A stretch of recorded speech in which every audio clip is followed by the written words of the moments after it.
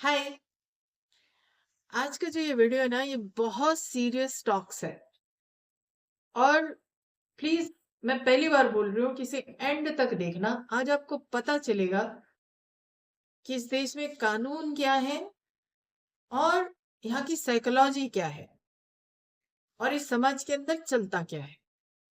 क्यों? क्योंकि last year एक केस हुआ हिंदुस्तान में, राजा रघुवंशी एंड सोनम रघुवंशी का केस, जिसमें शादी के एक हफ्ते के अंदर सोनम रघुवंशी राजा रघुवंशी को दूसरी स्टेट में ले जा करके वहां पे उसकी हत्या कर देती है करा देती है। मतलब उसके साथ दूसरे लोग भी इन्वॉल्व थे और ये हत्या की प्लानिंग शादी से पहले है। और ये भी अरेंज मैरिज थी। और अभी रिसेंटली फिर ये केस आ गया है, सिया एन केतन का, पुणे का केस है, जहाँ फेब्रवरी में एंगेजमेंट होती है और नवंबर में शादी थी। और उसके लिए सारी तैयारियां भी चल रही थी। एंड सिया ने केतन को फिर एक, जिस तरीके से सोनम ने किया वही सेम सिया ने किया। केस के बारे में तो सारी डिटेल्स ऑलरेडी न्यूज में आ ही रही है, तो इससे ज्यादा मैं और कुछ कहना नहीं चाहूंगी इस बारे में। लेकिन आज मैं आपको कानून के बारे में बताऊंगी और यहाँ की साइकोलॉजी के बारे में बताऊंगी। वैसे भी मैं बता देती हूँ कि मैंने वकालत की पढ़ाई की हुई है।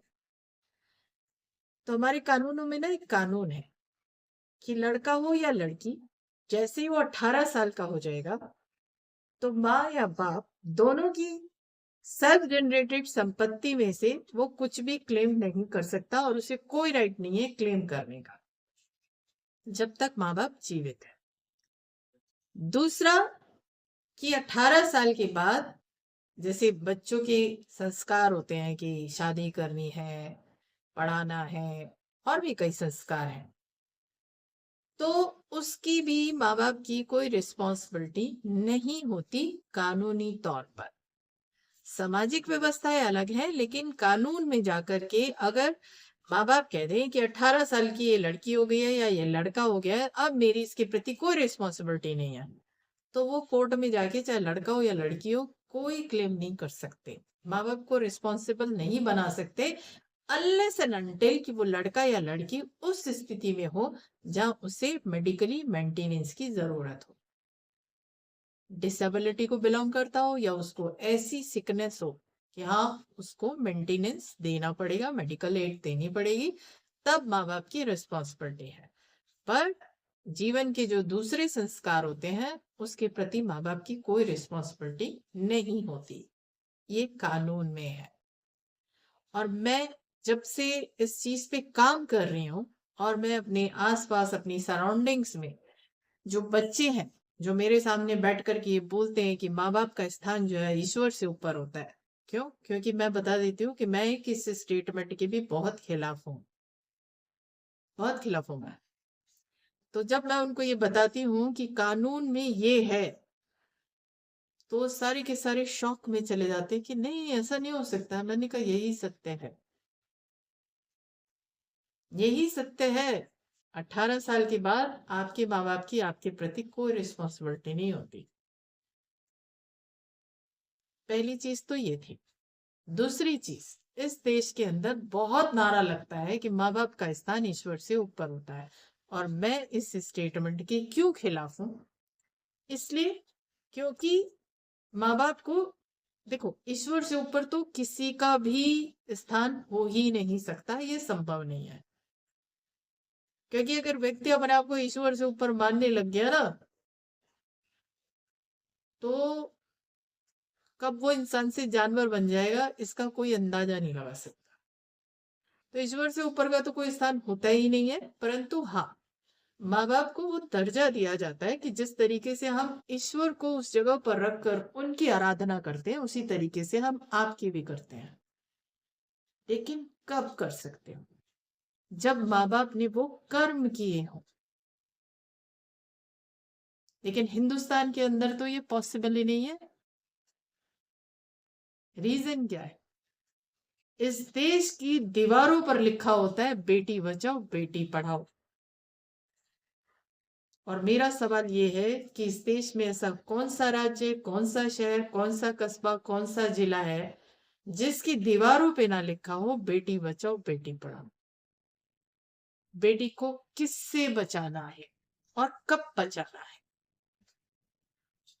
एक समय था जब मेडिकल फैसिलिटीज इतनी ज्यादा नहीं थी। जैसे आज की डेट में एक लेडी प्रेग्नेंट होती है तो या 3 महीने या 4 महीने की जो प्रेगनेंसी होती है उसी में टेस्ट करा लिया जाता है कि लड़का है या लड़की है। तो आज तो प्रेगनेंसी के टाइम पे पता चल जाता है, लेकिन एक टाइम ऐसा था जब ये सारी फैसिलिटीज नहीं थी। उस टाइम पर क्या करते थे लोग, बेटी पैदा हुई और पैदा होने के बाद या तो उसे नदी में बहा दिया जाता था या उसे मार दिया जाता था। ये इस समाज के अंदर है। बट जब से ये मेडिकल फैसिलिटीज आई हैं तो अब सिचुएशन ये है। और दूसरा मेरा क्वेश्चन मार्क ये है कि मैंने कहा कि कौन सा राज्य, कौन सा शहर, कौन सा कस्बा, कौन सा जिला, कौन सा गांव ऐसा है जिसकी दीवारों पे ना लिखा। और अगर पूरे हिंदुस्तान में ये लिखा जाता है तो फिर सोच के देखिए कि ये कार्य कितने बड़े पैमाने पर होता है। तो गर्भ के समय, प्रेगनेंसी के समय आज भी ये काम चल रहा है। और मैं आपको बता देती हूँ, हर किसी की इच्छा यही रहती है। पहली बेटी हो जाती है लोग एक्सेप्ट कर लेते हैं, लेकिन दूसरी में तो वो लटक जाते हैं कि हाय बेटी हो। और ये आज भी है। और मैं आपको ये भी बता देती हूँ कि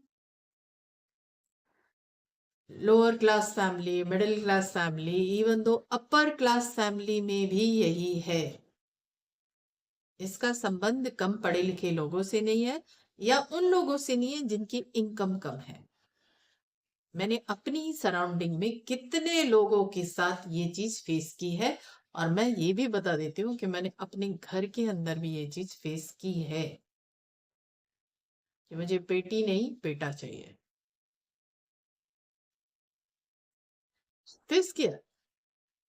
मेरे घर के अंदर दो ट्विंस डॉटर का जब जन्म हुआ तो मुझे ये बताया गया कि जैसे ही पता चला कि दोनों लड़कियां हैं तो एक बार को तो मुझे धक्का लगा, लेकिन फिर मुझे लगा अच्छा ठीक है लक्ष्मी आ गई। क्योंकि अब तुम्हारे पास कोई रास्ता नहीं है ना, तो तुम यही करोगे।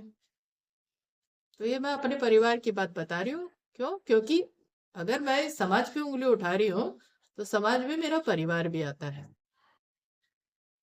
मैंने अपने परिवार में इसके अलावा दूसरों को भी कहते सुना है कि मुझे बेटी नहीं बेटा चाहिए। मैंने ये भी कहते सुना है एक और पर्सन को कि मैंने ईश्वर से प्रार्थना की कि मुझे बेटा चाहिए तो ईश्वर ने मुझे बेटा ही दिया। 3 केस बता रही हूँ मैं अपने घर के, जो मैंने अपनी आंखों से और अपने कानों से सुने हैं। तो इस सराउंडिंग्स में, जैसे कि मैं एस्ट्रोलॉजी भी देखती हूँ, तो मुझसे कई लोग हैं जो ये पूछते हैं कि तुम मेरा चार्ट देख के, एस्ट्रोलॉजी चार्ट देखकर बता दो कि क्या मुझे बेटा होगा या नहीं होगा। लोगों को बस एक रास्ता मिला चाहिए कि उसको एस्ट्रोलॉजी आती है उससे पूछ लो। वो ये नहीं सोचेंगे कि वो किस माइंडसेट की वो इस चीज को एक्सेप्ट करेगी या नहीं करेगी। ये मैं अपने अंदर का गुब्बार निकाल रही हूँ, इतना भरा पड़ा है मेरे अंदर। इतना ही नहीं, बहुत पहले की बात है जब मैं स्टूडेंट लाइफ में थी। तो मेरे एक स्टूडेंट लाइफ खत्म हो चुकी थी तो मेरा एक फ्रेंड था, उसकी शादी हुई। एंड फर्स्ट उसको डॉटर थी। सेकंड के लिए उसने सीधे बोल दिया कि नहीं मुझे बेटा चाहिए। तो मैंने कहा ये गलत है, ये बिल्कुल गलत है। आप ऐसी चाहत रखते हो इसे गलत कहते हैं। तो उसने मुझे पता है क्या जवाब दिया। हर किसी की अपनी अपनी तरीके की एक एक्सप्लेनेशन होती है। ही सेड कि अगर दूसरी भी बेटी होगी तो मैं इतना दहेज नहीं दे पाऊंगा। पर पहला बेटा होता और दूसरा भी बेटा हो जाता तब ये क्वेश्चन मार्क लगते। तो इस समाज के अंदर आज भी बड़े खुलकर होता है, बड़े खुलकर होता है। नंबर ऑफ केसेस, 5 में से 3 व्यक्ति दिखाऊंगी जो यही कि मुझे बेटी नहीं चाहिए मुझे बेटा चाहिए। वो कंपैरिजन हम देखते हैं। इसलिए मैं इतनी अगेंस्ट हूँ। क्यों?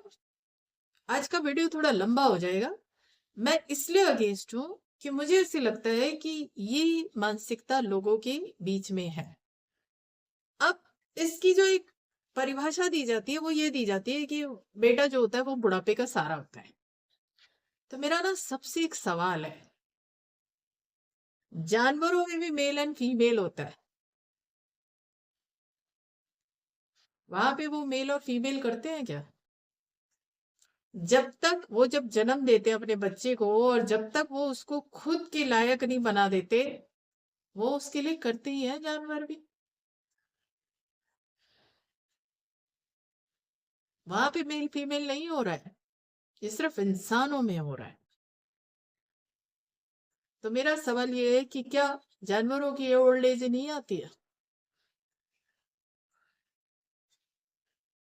तो ये सब एक मानसिकता है और हमारे शास्त्रों में ऐसी मानसिकता को कहीं नहीं लिखा गया है कि इस तरीके से सोचने का तुम्हारे पास कोई अधिकार है, पर फिर भी लोग ये कार्य करते हैं,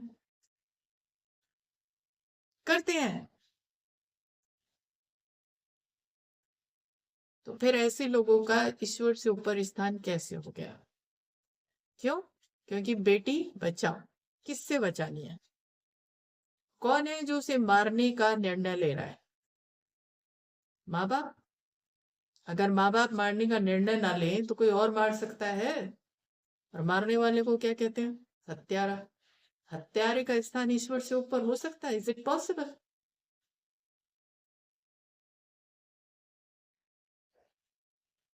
मुझे नहीं समझ में आती ये दुनिया। यकीन जानिए मुझे नहीं समझ में आती। मैं इतना अपने आप को अकेला करके क्यों रहती हूँ? क्योंकि जो तुम्हारे पास है, जिसमें तुम जीते हो, वहां मेरा मन लगता ही नहीं है। मैं एक वुमेन के रूप में इस दुनिया में आई हूँ। मतलब ही नहीं है कि मैं वुमेन को सिर्फ एक ऑब्जेक्ट बना करके तुम रख दो। और आज भी हर जगह पे वुमेन एक ऑब्जेक्ट है। और मैं बिल्कुल बोलूंगी कि ये जो 18 साल वाला कानून बनाया है ना, वो भी गलत है। ये मेरी एक बहुत लंबी लड़ाई है जो वक्त के साथ साथ चलेगी। और आने वाले समय में आई एम 100% कॉन्फिडेंट कि मैं इस चीज को इस समाज से बाहर करूंगी, करूंगी मैं। अब आ जाते हैं सिया और केतन के केस पे। 20 साल की लड़की है, कोई दूसरा लड़का उसे पसंद है। तो पैसे वाले हो तुम। जो न्यूज में आ रहा है वो ये आ रहा है कि 17-18 करोड़ का पैलेस उदयपुर में बुक कराया गया है, प्राइवेट चार्टर्ड बुक कराए गए हैं। मतलब आपके पास इतना पैसा है, सब कुछ है, पर आपका बच्चा आपसे यही नहीं कह पा रहा कि नहीं, जिससे आप मेरी शादी करना चाहते हो मैं वहां शादी करना ही नहीं चाहता। वो किसी और की हत्या करने का दिमाग में प्लान बना लेता है। हत्या करना आसान काम है क्या? Is it possible? You know, जो मास्किटो होते हैं ना घर के अंदर, कभी कभी उन्हें मारना पड़ जाता है। मेरे को मारते हुए उन्हें भी दुख हो रहा होता है, क्योंकि उनके अंदर भी जान है। और एक इंसान को तुम इतनी आसानी से मार देते हो और फिर जाकर के किसी दूसरे के साथ आप एक रिश्ता जी सकते हो? कैसे पनप गई ऐसी मानसिकता? और अगर तुम्हारे अंदर ये करने का कृत्य है, तो अपने माँ बाप के अगेंस्ट जाकर के शादी कर लो उस लड़के से, तुम्हें कौन रोक सकता है? क्योंकि 18 साल के बाद लड़की हो या लड़का, उन्हें अपनी जिंदगी के डिसीजन लेने का राइट है। बट नहीं ले पा रहे, नहीं ले पा रहे, हत्या का रास्ता चुन रहे हैं। क्या ऑब्जेक्शन हो सकता था? क्योंकि सारे के सारे ही बिजनेसमैन थे। मे बी कि जिस लड़के के साथ मिलके उसने कत्ल किया वो थोड़ा कम पैसे वाला हो। पर मेन चीज क्या थी इसमें, कि जिनके बीच में ये रिश्ता पक्का हुआ, सिया और केतन, वहां पे कास्ट थी, सेम कास्ट थी। और जो चेतन चौधरी है वो दूसरी कास्ट को है। ये तो पक्का मुद्दा रहा इनके बीच में। तो मैं आज जितना मैं कानूनों को समझ पाती हूँ, जितना मैं इस समाज की साइकोलॉजी को समझती हूँ, आज मैं ना इस वीडियो के थ्रू ये कहना चाहती हूँ कि ये सेकंड केस हुआ है, और यकीन जानिए इसमें मेरी पूरी संपत्ति राजा रघुवंशी के साथ भी थी, और आज केतन जिसकी हत्या हुई है इस केस में, उसके साथ भी है। उसके साथ भी है। बावजूद इसके कि मुझे ये भी पता है कि कानून में भी कमी है, और इस समाज की व्यवस्थाएं भी गलत हैं। पर सिंपैथी मेरी उन दोनों के साथ है कि क्यों वो जीवन खोए, क्योंकि अरेंज मैरिज थी। उनका कोई ऐसा वो नहीं था कि मुझे तो इसी लड़की से शादी करनी है, यही लड़की मुझे चाहिए। नहीं, उन्हें अगर बता दिया गया होता तो वो इस उस तरफ आते ही नहीं कभी। तो दोनों ही केस में इन दोनों लड़कों ने अपना जीवन खोया है, पर समाज की इस व्यवस्था की वजह से कि एक 20 साल की लड़की जो ग्रेजुएशन कंप्लीट कर चुकी है, वो हत्या के रास्ते को अपना सकती है, परंतु माँ बाप से अगेंस्ट जाके शादी नहीं कर सकती। तो अब इसका सोल्यूशन क्या है? इसका सोल्यूशन ये है कि इस केस के अंदर लड़की के माँ बाप को भी जिम्मेदार ठहराना चाहिए, क्योंकि कानूनी तौर पे 18 साल के बाद आप सॉलिड हो गए कि आप जो चाहे वो डिसीजन ले सकते हो।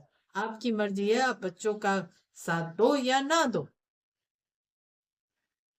पर बच्चे को आपने इतना प्रेशराइज कर रखा है कि आप वो हत्या के रास्ते पे जा रहे हैं। तो मेरे हिसाब से इस केस में ना माँ बाप भी उतने ही जिम्मेदार है। और यकीन जानिए, मैं फिर बोलूंगी कि माँ बाप का स्थान ईश्वर से ऊपर नहीं होता है। वो केवल वही माँ बापों को वो स्थान मिलता है जिन्होंने उस तरीके के कर्म को जन्म दिया है। आप एक बच्चे को जन्म देते हो, 20 साल तक उसकी परवरिश करते हो, आपको उसकी प्रकृति ही नहीं पता कि वो उसकी प्रकृति क्या है। इल्यूजन की दुनिया में जी रहे हो क्या? कैसे पॉसिबल है ये सारी सिचुएशंस क्रिएट होनी? तो इसका मतलब आपने जीवन नहीं जिया, आपने सिर्फ जीवन का इंतजाम किया। सिर्फ जीवन का इंतजाम किया है आपने, and nothing more than that. आपका बच्चा है, उसको बोलना आना चाहिए कि नहीं क्योंकि शादी करके एक लड़की दूसरे के घर पे जाती है। अब पहले तो जिसके साथ उसको जीवन जीना है वो उसके साथ जीना ही नहीं चाहती, खड़ी ही नहीं होना चाहती, वो तो उसकी हत्या करने के लिए तैयार है। फिर परिवार के दूसरे परिवार के लोग, तो लड़की के ऊपर पूरा प्रेशर होता है क्योंकि लड़की को दूसरे घर जाना है। ये यूरोपियन कल्चर नहीं है जहाँ लड़के लड़की की शादी होती है और वो माँ बाप से अलग रहते हैं। वो सिचुएशन अलग है, पर यहाँ हिंदुस्तान की सिचुएशन अलग है। यहाँ लड़की प्रेशर में होती है। पर अब देखो जरा किस जनरेशन की शुरुआत हो गई है।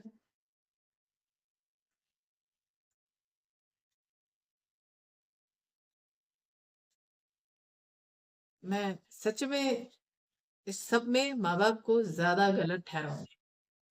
आपको पता होना चाहिए, आपको पूछना चाहिए। आपको प्रेशर करने का अधिकार ही नहीं है, जब कानून से आपको ये अधिकार ऑलरेडी मिला तो उसको भी मिला है कि वो अपना जीवन साथी अपने तरीके से चुन सकती है। पर आपने प्रेशराइज किया होगा इसीलिए तो नहीं चुन पाई, और सोचो हत्या के रास्ते पे निकल गई। एक्सट्रीम है ये, एक्सट्रीम। पर मुझे ये भी पता है कि बहुत लोगों के कमेंट आएंगे, अगर ये वीडियो वायरल होती है, सुनी जाती है, बहुत लोगों के कमेंट आएंगे कि नहीं माँ बाप ये होते हैं, माँ बाप वो होते हैं। No, not at all. आप केवल इमोशनली चीजों को सोच रहे हो, कानूनी तौर पे नहीं सोच रहे। जब आप कानूनी तौर पे सोचोगे, और एक पर्टिकुलर केस में सोचा नहीं जाता है, पूरे समाज के लिए मिलके सोचा जाता है, तो आपको ये देखना चाहिए कि किस जगह पर किस परसेंटेज में कौन सा एक्ट चल रहा है। माँ बाप का स्थान ईश्वर से ऊपर होता है। एक स्टेटमेंट आपको दे दी और आंख बंद करके आप उस पर चल दिए। नहीं, मैं मानती हूँ कि इस दुनिया में ऐसे माँ बाप भी हैं जिन्हें वाकई में ईश्वर का दर्जा दिया जाता है, परंतु सबके केस में नहीं होता। और यही चीज है जो सबके केस में अप्लीकेबल ना होने के बावजूद भी इस स्टेटमेंट को इतना यूज किया जाता है कि एक इंसान, चाहे वो लड़का या लड़की, इतने प्रेशर में आ जाता है कि हत्या करने के रास्ते पे भी निकल जाता है। गहराइयों से सोचने की बात है ये नहीं कि तुम्हें जो परिभाषाएं पढ़ा दी गई बस हाँ ऐसा ही होता है, दुनिया ऐसी चलती आ रही है, शास्त्रों में ये लिखा है, इस सब से दुनिया या जीवन नहीं चलते।